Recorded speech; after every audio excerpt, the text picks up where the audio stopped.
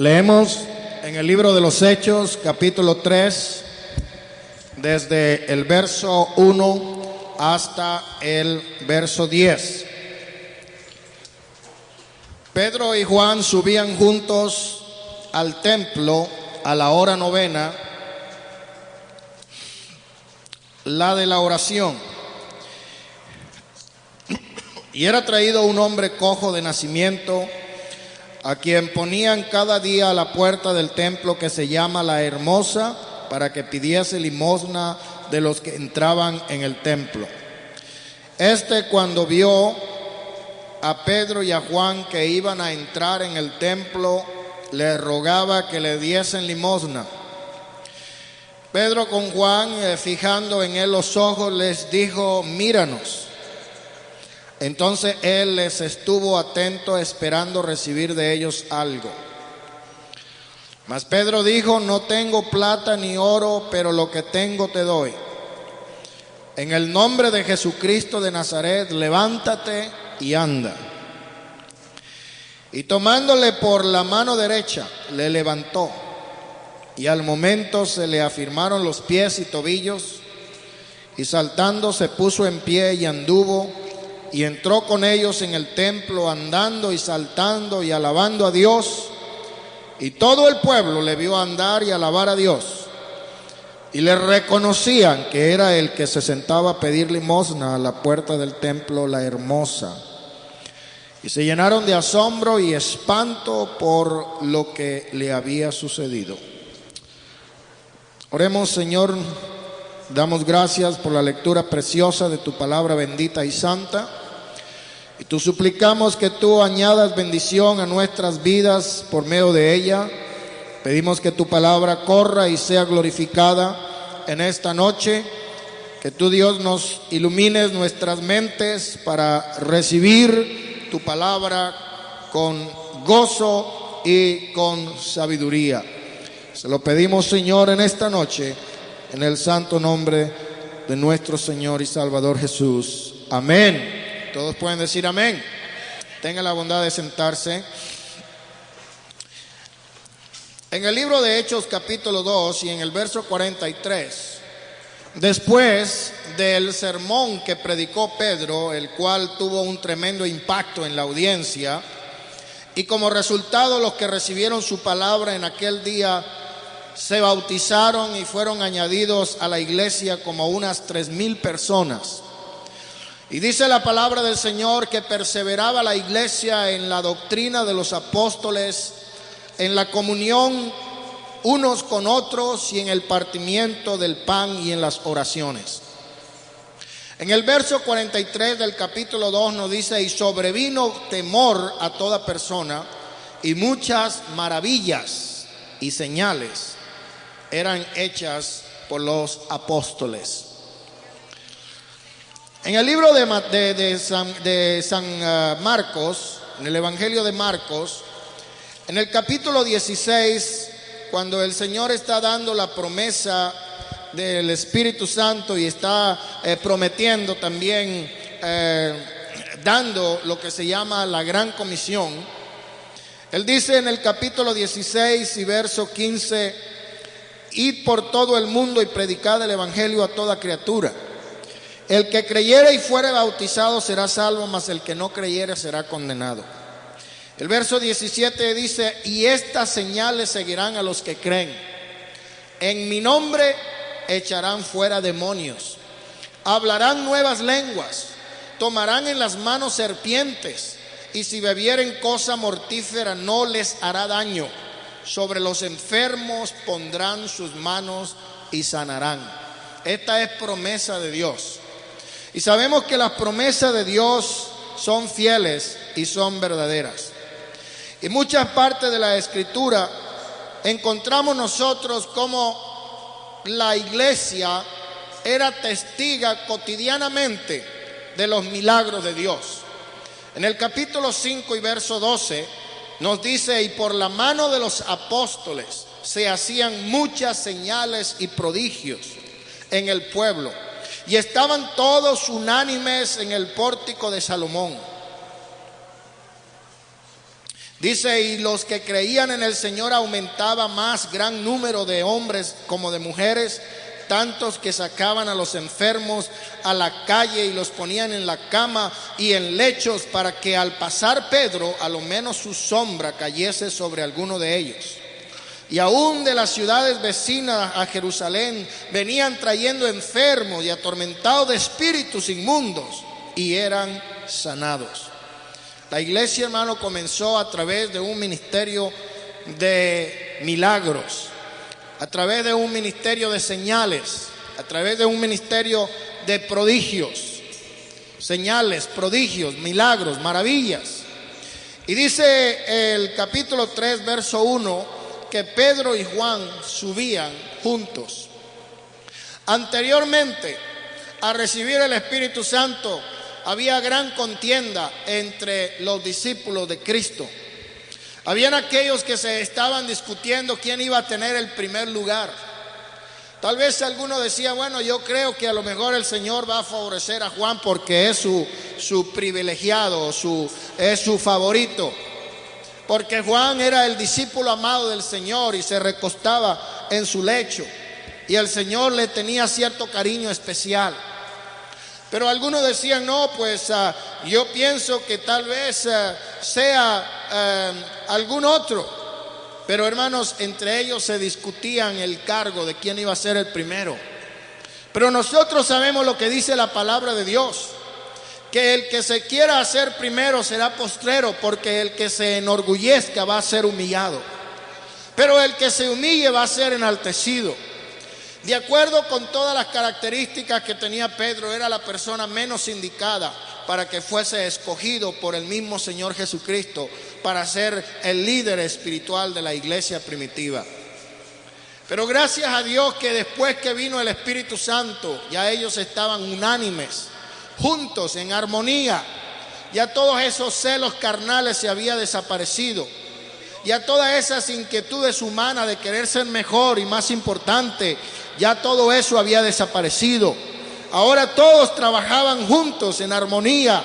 Había compañerismo, había comunión, había hermandad, no había chisme, no había contienda, no había engaño, no había mentira, no había nada de esas cosas que antes había caracterizado a los hombres.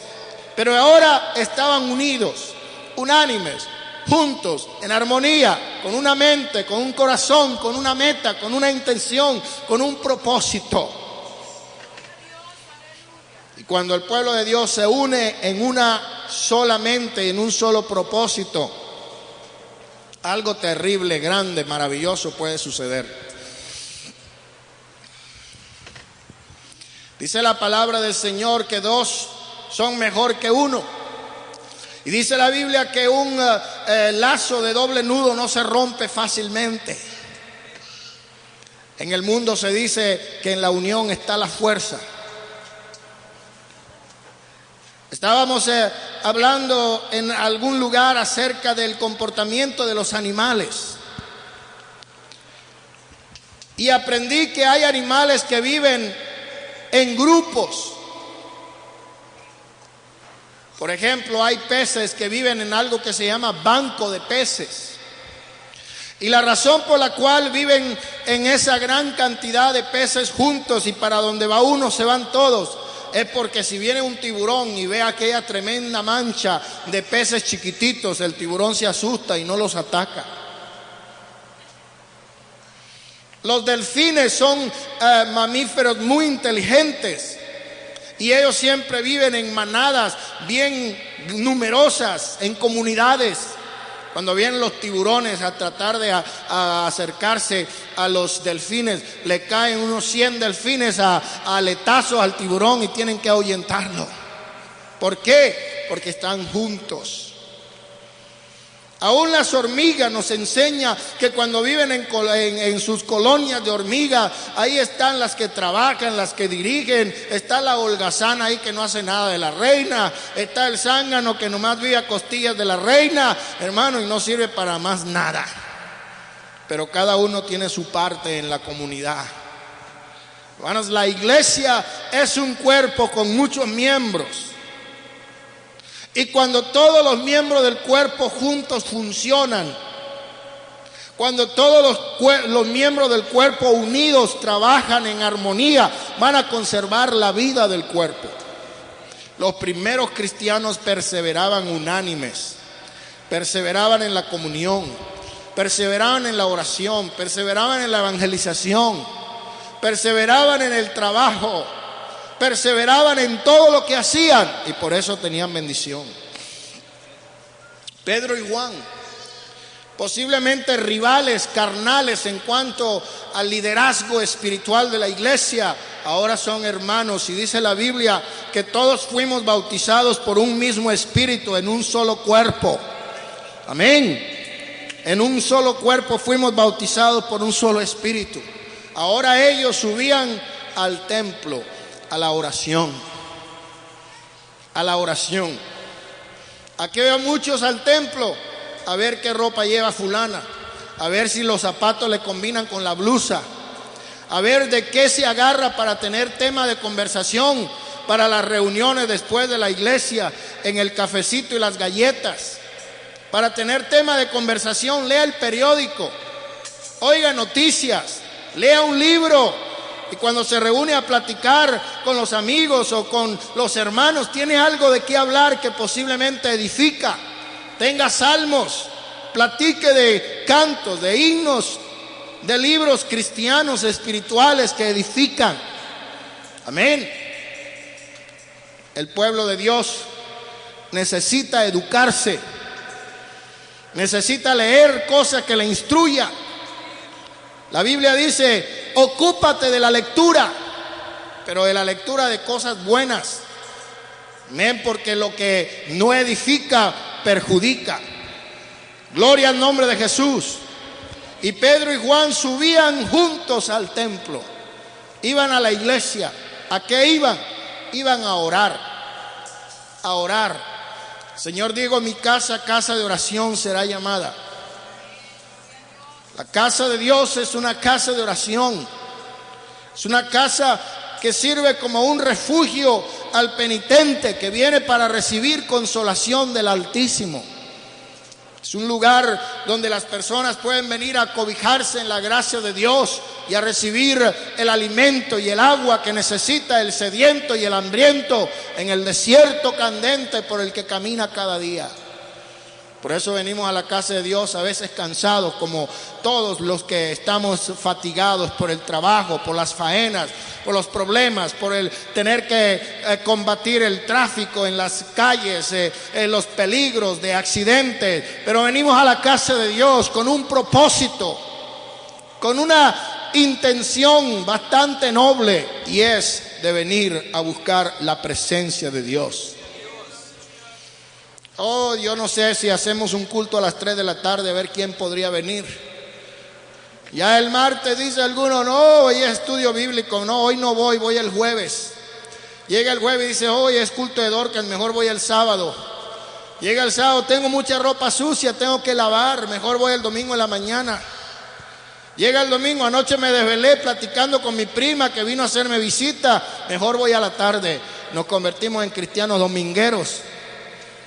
¿Ah? Y pensamos que así estamos agradando a Dios.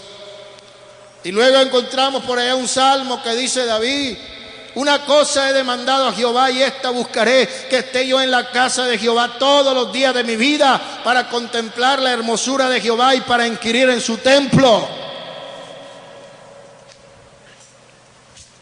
Hermano, ¿va a venir al culto? Déjeme pensarlo porque no le puedo decir. Pero decía David, yo me alegré con los que me decían, vamos a la casa de Dios, vamos al culto, vamos a la casa de Dios, vamos a alabar al Señor. Oh, porque un día en los patios de la casa de Jehová son mejor que 1000 fuera de ellos. Anhelaba ferviente y ardientemente aquellos patriarcas y aquellos héroes de la fe del Antiguo Testamento, el poder estar cerca de un tabernáculo, cerca de un templo, cerca de un lugar donde adorar a Dios. Gloria al Señor. El mundo está lleno de bares, cantinas por todos lados.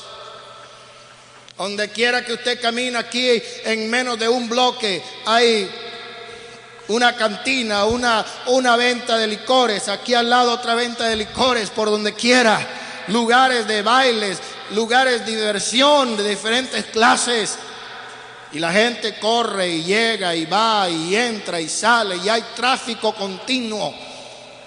Pero la iglesia, eso es algo que se visita cuando hay bodas, cuando hay funerales o en ocasiones especiales. Pero la palabra de Dios nos dice aquí que Pedro y Juan subían. No tomaron el tranvía, no tomaron el autobús, no agarraron un taxi. Ni siquiera se fueron en mula ni en burro. Se fueron caminando. Caminando. Y no era algo fácil de caminar porque tenían que subir una colina bien empinada. A veces quieren que le pongan la iglesia enfrente de su casa y de paso quieren que le vayan a buscar. Espérese tantito, hermano, ahorita me voy a bañar. He visto personas que se van caminando por allá, más allá de la Michoacana, a hacer el mandado. Pero cuando es tiempo de venir a la iglesia, está muy lejos para ir a la iglesia. Está muy lejos para caminar de aquí a la iglesia. Pero a veces se van al mandado, se van a las cosas personales, grandes distancias caminando en el sol, agarrando autobuses. Pero la casa de Dios está muy lejos. Pero Pedro y Juan subieron a orar juntos al templo a la hora novena. La hora novena eran las 3 de la tarde. Los judíos oraban a las 9 de la mañana y al mediodía y por la tarde y por la noche, todos los días. Y hermano, y la iglesia primitiva todos los días perseveraban en la oración, alabando a Dios y teniendo favor con todo el pueblo.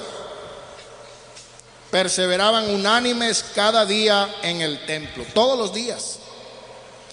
Hermanos queridos, si tenemos culto los martes y los jueves y los sábados y los domingos, y hay gente que dice mucho culto,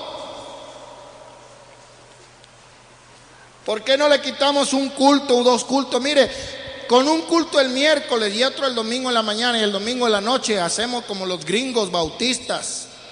Usted pasa por sus iglesias y dice horario de cultos: miércoles Bible Study, domingo en la mañana a las 10 Sunday School y por la tarde a las 7. Hay algunos que ni en la noche se reúnen, nada más el domingo en la mañana.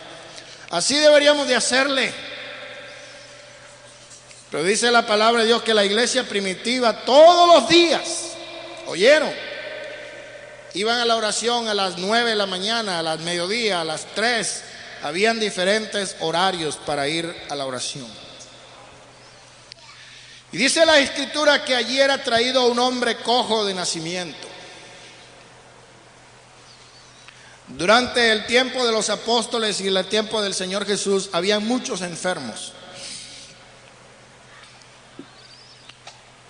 La mayor parte de las enfermedades causaban parálisis, causaban ceguera y también lepra. Eran las enfermedades populares de aquel tiempo. Había muchos paralíticos. En una oportunidad que estuve visitando la ciudad de La Paz en el país de Bolivia, en Sudamérica, me pude dar cuenta que había mucha insalubridad. Los niños ahí estaban en el andén, en la acera, en la banqueta, comiendo ahí del sucio. Las indiecitas cargaban a sus niños amarrados atrás, sucios. Las condiciones higiénicas eran muy deplorables. Y me pude dar cuenta que había mucha gente lisiada, mucha gente paralítica, mucha gente que tenía como secuelas de parálisis. Y lógicamente tenía que concluir que esa causa de la insalubridad, esa causa de la falta de higiene, de la falta de programa de saneamiento. Y durante el tiempo del Señor Jesús y el tiempo de los apóstoles, había mucha enfermedad de parálisis. Habían niños que nacían ciegos. Habían niños que nacían paralíticos. Habían niños que nacían de diferentes clases de enfermedades. Hermanos, nosotros nunca sabemos, en una combinación de millones de oportunidades, cuánto nos puede salir un niño enfermo con el síndrome del Down, que se llama mongolismo, a causa de un capricho de la suerte o de un capricho de el azar. Puede haber una mala combinación de cromosomas y sale una criatura defectuosa, a veces hasta un monstruo de 2 cabezas. Y yo quiero decirle, hermanos, como padre debemos darle gracias al Dios Altísimo, que Él ha permitido que tengamos hijos saludables, normales. Aquí este niño nació paralítico y desde pequeño comenzó a ser traído este cojo y lo ponían en el templo en una puerta que se llama La Hermosa. ¿Por qué creen ustedes que se llama La Hermosa? Porque era una puerta muy especial. Esta puerta la ordenó a construir Herodes y fue hecha de un costoso bronce estilo corintio, labrado con oro y plata. La puerta tenía 24 metros de altura y 20 metros de ancho. Y se necesitaban 20 hombres para cerrarla y para abrirla.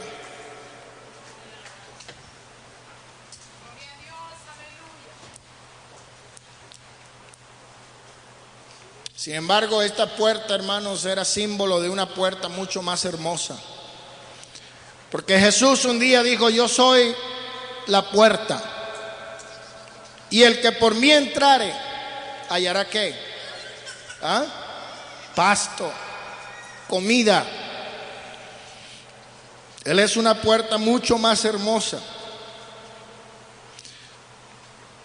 Una puerta por la que no solo se entra al templo, sino que se entra a la presencia de Dios. ¿Cuántos alaban y glorifican el nombre del Señor? Ahora encontramos a este mendigo, a este pordiosero, a este limosnero. No sabemos exactamente qué edad tenía, pero suponemos que tenía unos 40 años, según lo que dice en Hechos 4, capítulo 4 y verso 22. Ya que el hombre a quien se había hecho este milagro tenía más de 40 años. 40 años sufriendo. 40 años condenado a ser un cojo con todas las consecuencias de su enfermedad. Él se sentaba allí en la puerta y miraba a las centenares de personas pasar cada día y con su mano estirada esperaba una limosna. Cuando vio a Pedro y a Juan que iban a entrar al templo, les extendió la mano y le pidió una limosna. Sin embargo, él nunca estaba preparado para recibir el milagro que Dios tenía esa mañana para él, o esa tarde. El hombre pedía dinero, pero cuando los apóstoles hablaron con él y él esperaba recibir una limosna de moneda, no recibió nada. Pedro le dijo: no tengo plata ni oro. Bueno, pero qué mal administrador era Pedro, porque según yo leo anteriormente en el capítulo 2, los creyentes vendían sus propiedades y sus bienes y los repartían a todos según la necesidad de cada uno. Estaban repartiendo las propiedades, los bienes, y ninguno tenía necesidad. Pero Pedro no tenía nada. Todo lo que tenía lo habían invertido. Hoy en día la iglesia se enorgullece en cuánto dinero tiene en el fondo. Y a veces las autoridades nos preguntan: ¿cuánto dinero tiene en el fondo? En lugar de preguntar cuántas almas se han bautizado en este año, cuántos pasaron al altar para arrepentirse el domingo en la noche. No, esa no es la pregunta. ¿Cuánto dinero se recogió de ofrenda? Cómo hemos cambiado el énfasis que Dios siempre tuvo en su iglesia. El que es el dueño del oro y la plata hizo todo a un lado y se humanó y se humilló y se hizo pobre, siendo el dueño de todo. Y dijo: las aves del cielo tienen nido, las zorras tienen guaridas, pero yo no tengo ni siquiera dónde recostar mi cabeza.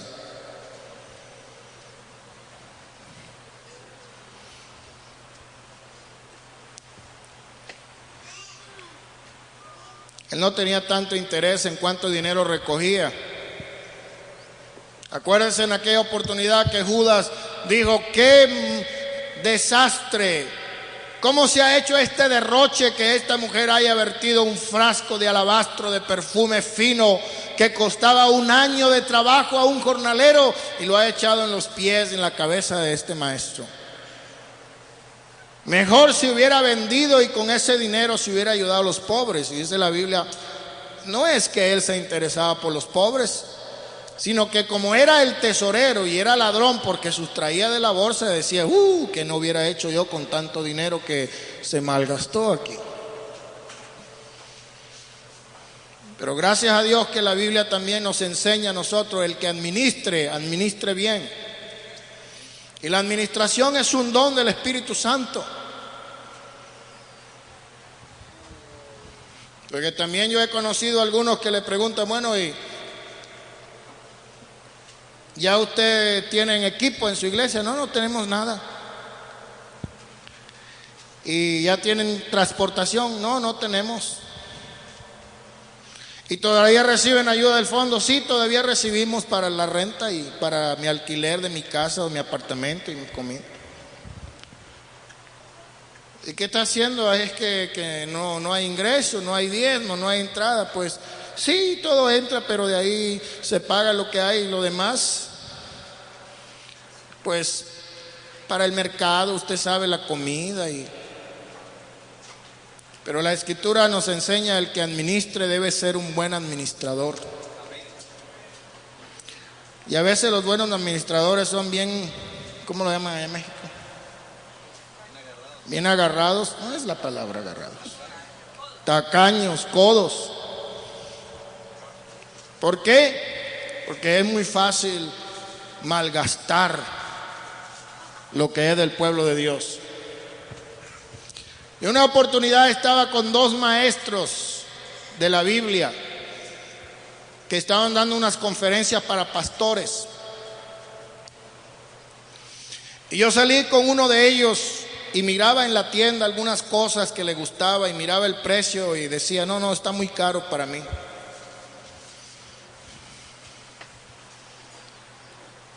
Y miraba algo y no, está muy caro, quiero algo más barato. Pero el otro Al rato llegó ahí al hotel donde estábamos con unos zapatos 3 coronas, 4 coronas, 7 coronas, no sé qué era. Y con un cierto espíritu de envanecimiento dice: me compré un par de los zapatos más caros que se producen en este país. 2 pastores, yo dije, bueno, uno no quería comprar porque estaba muy caro y el otro se fue y compró lo más caro que consiguió. Y me dice este hermano, que era el más humilde, me dice: hermano, es que yo pienso muy bien como yo invierto el dinero del pueblo de Dios, porque yo le voy a dar cuenta a mi mayordomo, a mi Señor, de mi mayordomía. Amén. Y así como lo dice un pastor, también lo tiene que decir un creyente. Hay personas que no se dan cuenta que un día van a tener que dar un informe de su mayordomía. Y yo no voy a sacar los libros de la iglesia y decir: el hermano fulano aquí aparece en los últimos 7 meses, no ha aportado ni un solo diezmo y está trabajando, porque todos los días dice que no viene al culto porque trabaja sobre tiempo. Pero acá en el informe nunca se ve su nombre.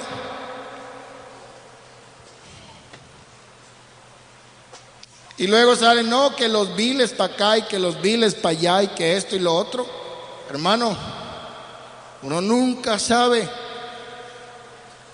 qué momento le va a salir por ahí algún cuentón que no se esperaba.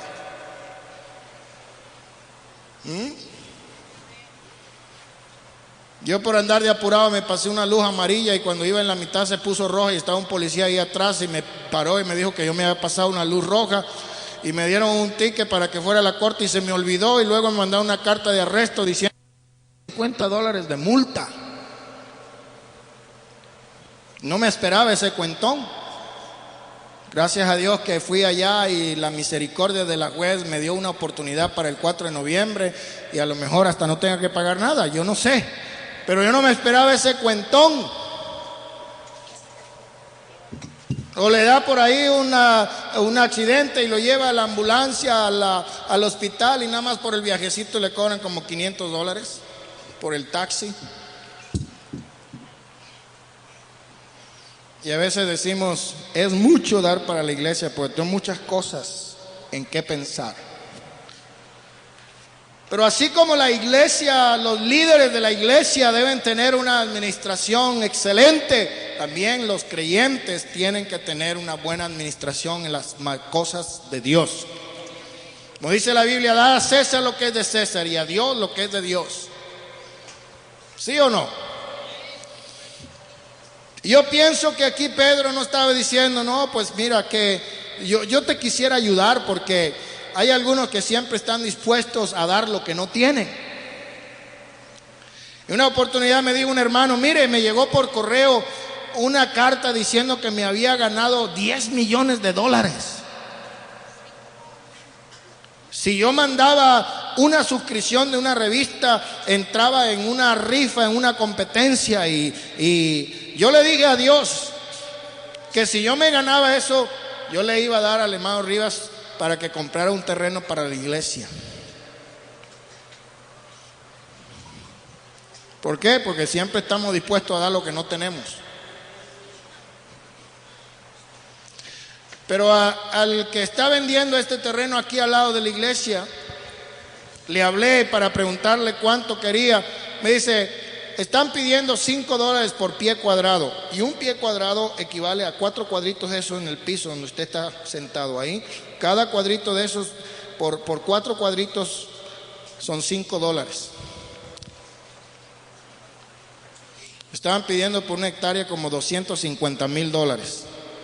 Y me dice, por acá por la calle Derry Ashford yo tengo unos terrenos y un pastor de una iglesia me vino a hablar y él lo que quería que yo se lo regalara. Y le dije, usted está hablando, le dijo él, usted está hablando con la persona equivocada, yo soy ateo.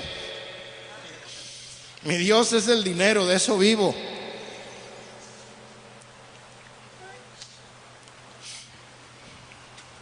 Así hay personas. Pero entremos aquí, hermanos. El apóstol Pedro dijo, yo no tengo ni oro ni plata. No estaban interesados ellos en engordar el marranito del fondo. Estaban interesados en servirle al necesitado en el momento en que fuese necesario. Y le dice: míranos. Y pensando que le iba a dar una limosna, le sale con esto ahora de que no tengo oro y plata. Entonces, ¿para qué me dice que te mire? Es que te voy a dar algo mucho mejor. Hay un proverbio chino que dice: dale un pan al hambriento y volverá a tener hambre. Dale un pez y volverá a tener hambre. Pero enséñalo a hacer panes y a pescar, y tal vez nunca pase más hambre. Pero digo, si yo te doy una limosna vas a seguir paralítico. Pero te voy a dar algo mejor, algo que el oro y la plata no puede comprar. Le dijo: en el nombre de Jesucristo de Nazaret, levántate y camina, anda, brinca, salta, corre. Este hombre no se esperaba este milagro, pero inmediatamente él sintió que una energía sobrenatural entraba por su cabeza y bajaba por su espina dorsal y comenzaba a meterse en sus coyunturas, y sus rodillas cobraron fuerza y le empezó a dar un cosquilleo en los pies y comenzó a fortalecerse sus rodillas. Y Pedro le tomó por la mano derecha y lo levantó en el momento en que se le afirmaron sus pies y tobillos, y él saltaba, brincaba, corría, se puso de pie, anduvo y entró con ellos en el templo, andando y saltando y alabando a Dios. ¿Cuánto glorifican el nombre del Señor? Pedro le tomó por la mano derecha. El mendigo se había estrechado la mano para que Pedro la tomara. Se usan las manos tanto para recibir como para dar. Dios alarga su mano grande al pecador, y este solo tiene que tender la suya para recibirlo. Hermano, el milagro de Dios es perfecto. Una oportunidad estaba en una campaña de un dominicano que se llama Domingo Pilarte, digo su nombre para que lo conozcan. Estaba en la ciudad de Maracaibo predicando una campaña de sanidad. Pero lo que más énfasis hacían era en la ofrenda. Gastaron como 1 hora pidiendo de 1,000 para abajo. A ver, ¿quién trae 1,000? Traiga los 1,000. Si no trae los 1,000 que tiene en la bolsa, Dios lo va a maldecir y le va a dar plagas y le va a dar esto. Y la gente asustada a veces tenía que traer. Luego le pasaron un señor ahí con unas muletas que no podía caminar, estaba paralizado. Y le hicieron un recito ahí, una oracioncita, y le dijeron: suéltalo. Y cuando lo soltaron se cayó. Y el sinvergüenza dice: está débil, necesita un caldo de gallina negra para que se fortalezca, pero ya está sano. Señor, reprenda al diablo. Cuando Dios hace la obra no necesita caldo de gallina, ni caldo de armadillo, ni nada de eso. Lo que necesita es fe. Cuando Pablo estaba predicando, vi un hombre y le digo: este hombre tiene fe para ser sano, levántate. Y se levantó. No necesitó ni un caldo de gallina negra. Lo único que necesitó fue fe en el nombre de Jesucristo para levantarse del lugar donde estaba. Gloria al nombre del Señor. El hombre sanado caminó, saltó, entró en el templo, alaba a Dios.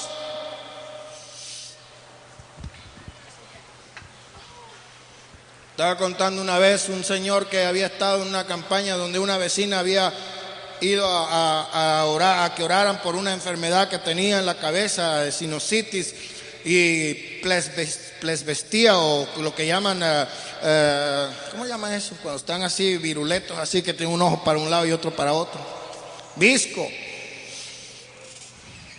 Y esa noche dice que pasó allá para testificar que ya estaba sana. Y al día siguiente llegó a la casa del vecino con los ojos viscos, así le dice: vecino, ¿me puede regalar unas aspirinas que tengo un dolor de cabeza, mi sinusitis no la aguanto todavía? Le dice el bueno, ¿y no que te había sanado el Señor anoche? Sí, pues yo creía, pero ahora me doy cuenta que todavía lo tengo. Hermanos, cuando el Señor sana, hace la obra completa, perfecta. Aleluya. Pero una cosa hermosa que vemos aquí es que este hombre, contento, alegre, porque no solamente había sido sanado corporalmente, sino que también su alma se regocijaba en el Señor. Este hombre entró con ellos al templo. El mendigo se regocijaba en el Señor, testificando que Dios lo había sanado.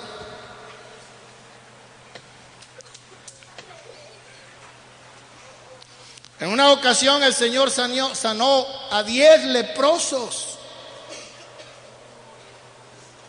y solamente uno regresó a darle las gracias. Algunas veces decimos, hermanos, si tuviéramos un ministerio de sanidad y levantáramos paralíticos y hiciéramos milagro de resurrección, la gente creería más. Pero le voy a decir una cosa, cuando la gente tiene el corazón endurecido, así vea al mismo Señor Jesucristo en persona, su corazón endurecido no le va a poder aceptar. Es cierto que muchos creyeron por la resurrección de Lázaro, pero muchos dudaron y lo querían matar, porque había gente que se estaba convirtiendo por el testimonio de él. Pero hermanos, cuando Dios hace la sanidad, Él la confirma. Cuando Dios hace el milagro, Él lo confirma. Muchas veces decimos, no, que oraron por fulanita y se sanó. ¿Se sanó de qué? Uno a veces se desespera, hermano, de tal manera que le dicen, bueno, hay cierta sospechita de que puede haber algún tumor y no sabemos si a lo mejor puede ser cáncer. Cáncer, tengo cáncer, me voy a morir. Hermano Rivas, ore por mí que tengo cáncer, me voy a morir. El doctor me dijo que me iba a morir. Y bueno, vamos a orar por usted. Y luego van al doctor y le hacen los exámenes y dice, pues menos mal que no era lo que sospechábamos, todo está bien. Gracias a Dios, Dios me sanó de cáncer. Bueno, ¿y cómo sabía usted en el primer lugar que tenía cáncer? A lo mejor no tenía, el doctor nomás le dijo, vamos a tener que hacer unos análisis para ver si sí o si no. Pero nos ponemos nerviosos, nomás nos nombran la palabra cáncer, parece que ya no vamos a morir. Llame a la funeraria. Ya me voy a morir. Pero es diferente cuando hay alguien que sí está diagnosticado y hay pruebas y hay evidencias. Y Dios lo ha hecho. Hay personas que tienen una bola de tumor canceroso y hermano, la oración de fe hace que ese tumor desaparezca. Hace que ese órgano se restaure por completo. Y todavía en esta fecha y en esta ciudad, que es la cuna de la ciencia médica moderna y uno de los lugares más avanzados del mundo, todavía no hay cura para el cáncer. Se previene, se retrasa la muerte del canceroso, se le da un poquito más, se le estiran los días, pero todavía no hay cura. Pero cuando el Señor Jesús cura el cáncer, lo desarraiga y lo elimina y lo quita, porque Él es poderoso para hacerlo. ¿Cómo lo hizo Él? En el nombre del Señor Jesús. El nombre del Señor Jesús se halla 33 veces en el libro de los Hechos. Y Pedro dijo, por la fe en su nombre, a este le ha confirmado su nombre, y la fe que es por él ha dado a este completa sanidad.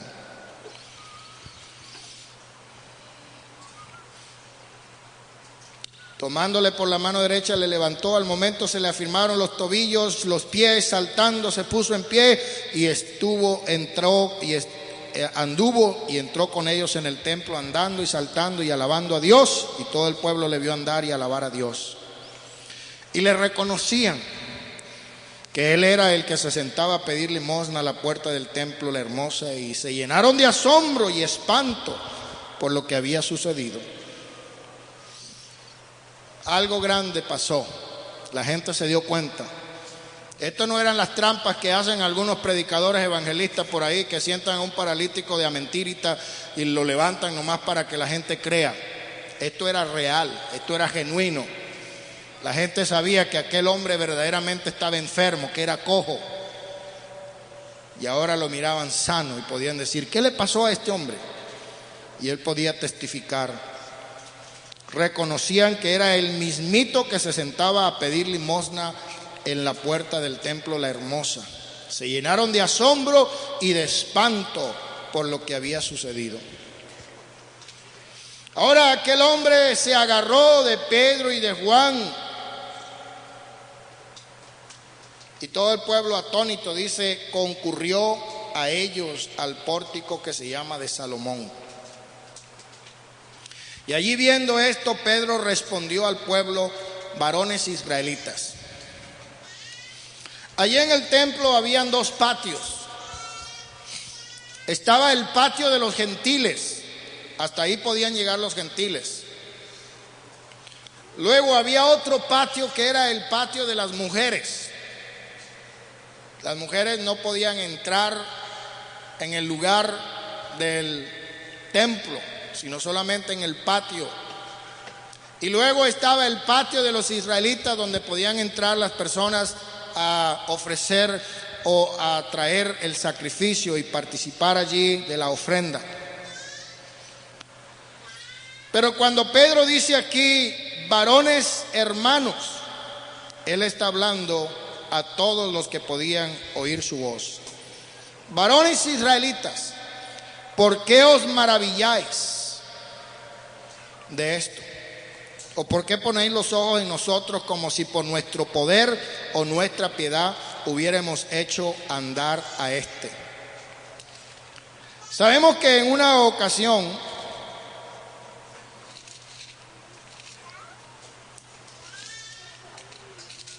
el apóstol Pablo estaba predicando en una ciudad llamada Listra, y había un hombre allí que estaba imposibilitado de los pies, cojo de nacimiento, que jamás había andado. Y cuando éste oyó hablar a Pedro, el cual, fijando en él sus ojos y viendo que tenía fe para ser sanado, le dijo en gran voz: levántate derecho sobre tus pies. Y él saltó y anduvo. Entonces la gente, visto lo que Pablo había hecho, alzó la voz diciendo en lengua licaónica: dioses bajo la semejanza de hombres han descendido a nosotros.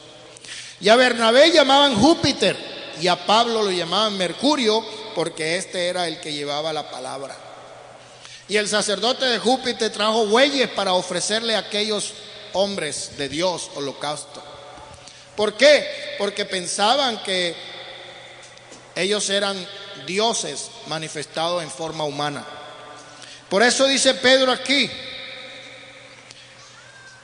no pongáis los ojos en nosotros como si por nuestro poder o nuestra piedad hubiésemos hecho andar a este. No es nuestra piedad, nuestra santidad, nuestro poder la que hace el milagro. Es el poder del nombre del Señor Jesús. Es ese poder del nombre que es sobre todo nombre, porque en ese nombre hay sanidad. Y en ese nombre hay salvación. Y hay muchas bendiciones asociadas con el nombre del Señor Jesús. El bautismo en agua debe ser administrado en el nombre del Señor Jesús. El evangelio debe ser predicado en el nombre del Señor Jesús. El perdón de pecados es en el nombre del Señor Jesús.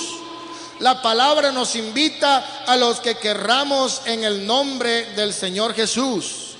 Estamos seguros de su presencia cuando nos reunimos en el nombre del Señor Jesús. Y el nombre del Señor Jesús es una torre fuerte donde hay seguridad. ¿Cuántos alaban al Señor? Por eso es importante el nombre del Señor Jesús. ¿Cuántos alaban al nombre de Dios? Dice la palabra del Señor aquí que el Dios de Abraham, de Isaac y de Jacob, el Dios de nuestros padres, ha glorificado a su Hijo Jesús, a quien vosotros entregaste y negaste delante de Pilato cuando éste había resuelto ponerle en libertad. Quiero leerles una hermosa composición poética del nombre de Jesús, y dice así: hay un nombre sacrosanto, es el nombre de Jesús. Él aleja mi quebranto y me llena con su luz. Cada nota con que llena Dios su nombre musical es un himno que resuena como un eco angelical. Cada letra con que escribe Dios su nombre bienhechor es señal con que describe la grandeza de su amor. Es un rayo que ilumina el sendero celestial, una estrella matutina tras la noche borrascal. Es un eco solitario, es un ay desgarrador que se escucha del Calvario y nos habla de su amor. Es la voz que con victoria de la tumba se escapó y le torna ya su gloria, el Señor resucitó. Cada estrella lo contempla, con su luz se vela el sol, con su ausento el arpa templa y ya cantada el arrebol. Esta es una poesía acerca del nombre del Señor Jesús. El doctor Bain nos dice acerca del nombre del Señor Jesús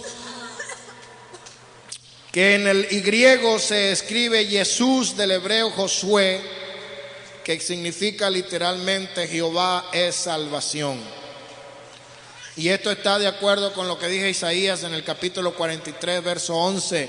Yo Jehová, y fuera de mí no hay quien salve. Jehová del Antiguo Testamento es Jesús, el Señor del Nuevo Testamento. El nombre del Señor Jesús salió del nombre de Jehová, respondiendo como el nuevo nombre de Dios para esta dispensación de gracia. El nombre de Jehová ya no se menciona más después de la revelación del nombre del Señor Jesús. ¿Cuántos glorifican al Señor? Ahora vamos a encontrar que el apóstol Pedro comienza a hablar acerca de la resurrección de Cristo. Cuando se reunió una gran multitud a causa del milagro, Pedro aprovechó la oportunidad para predicarles el evangelio apostólico. El cambio realizado por Pedro después del Pentecostés era ya en sí un gran milagro de parte de Dios, porque antes él había rechazado al Señor, antes él era un cobarde, pero ahora él era un valiente seguidor de Cristo. Aún los principales de Israel se maravillaron de la intrepidez, de la valentía, del coraje, no del coraje como rabia, sino como valor que mostró cuando él dio su opinión acerca de este milagro. Pedro era un hombre que no había recibido mucha educación, pero no era totalmente ignorante. Sin embargo, cuando él predicó, se dieron cuenta de que su modo de hablar, siendo un galileo, era muy elocuente, lo cual quiere decir que se dieron cuenta rápidamente que él había estado con Jesús. Pedro dio mucho énfasis en su testimonio acerca de la resurrección del Señor. Ya hemos dicho que en los 4 evangelios los fariseos se oponían más que otros grupos a Jesús. Los saduceos se oponían a los cristianos. No creían en la resurrección, se pusieron coléricos cuando Pedro predicó que Jesús había resucitado. Hicieron que Pedro y Juan fueran llevados presos y encarcelados toda la noche, y a la mañana siguiente fueron traídos delante del más poderoso entre los sacerdotes. Este sacerdote, llamado Anás, comenzó a hacer un juicio a Pedro. Hay un texto aquí cuando habla acerca de la resurrección en el verso 19 y dice: así que arrepentíos y convertíos. ¿Para qué? Para que sean borrados vuestros pecados y para que venga de la presencia del Señor tiempo de refrigerio, y Él envíe a Jesucristo, que os fue antes anunciado, a quien de cierto es necesario que el cielo reciba hasta los tiempos de la restauración de todas las cosas que habló Dios por boca de sus santos profetas, que han sido desde tiempo antiguo. ¿A qué se refiere la restauración de todas las cosas? Es necesario que venga un tiempo en el cual todas las cosas sean restauradas como fueron en el principio. Y vamos a encontrar, para terminar en esta noche, una escritura que está en el libro de Segunda de Pedro.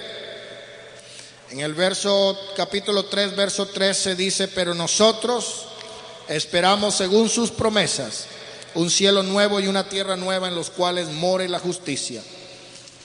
Eso está en Segunda de Pedro 3:13. Ahora vamos a Apocalipsis. En el capítulo 21 dice: y vi un cielo nuevo y una tierra nueva, porque el primer cielo y la primera tierra pasaron y el mar ya no existía más. Y yo, Juan, vi la santa ciudad, la nueva Jerusalén, descender del cielo de Dios, dispuesta como una esposa ataviada para su marido. Y luego en el capítulo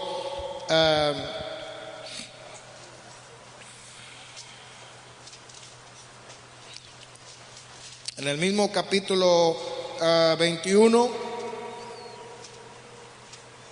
verso 22: y no vi en ella templo, porque el Señor Dios Todopoderoso es el templo de ella y el Cordero.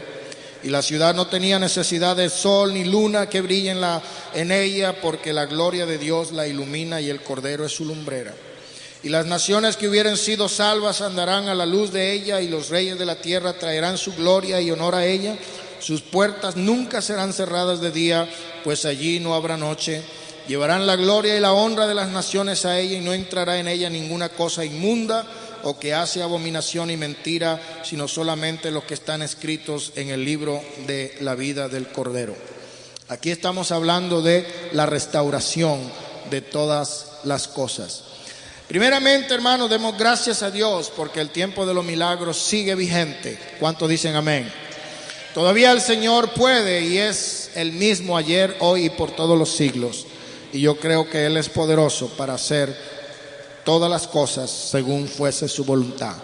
En esta noche, hermanos, tengamos fe que así como Dios levantó a este paralítico, a este cojo de nacimiento, que 40 años estuvo con esta enfermedad, Él también pueda levantarnos a nosotros, si estamos paralíticos, si estamos sordos, si estamos mudos, y nos pueda dar vida si estamos muertos. Así como Él lo hizo, Él lo sigue haciendo y lo seguirá haciendo. Dios les bendiga. Vamos a estar de pie y paso a este lugar a mi hermano Herrera en esta noche.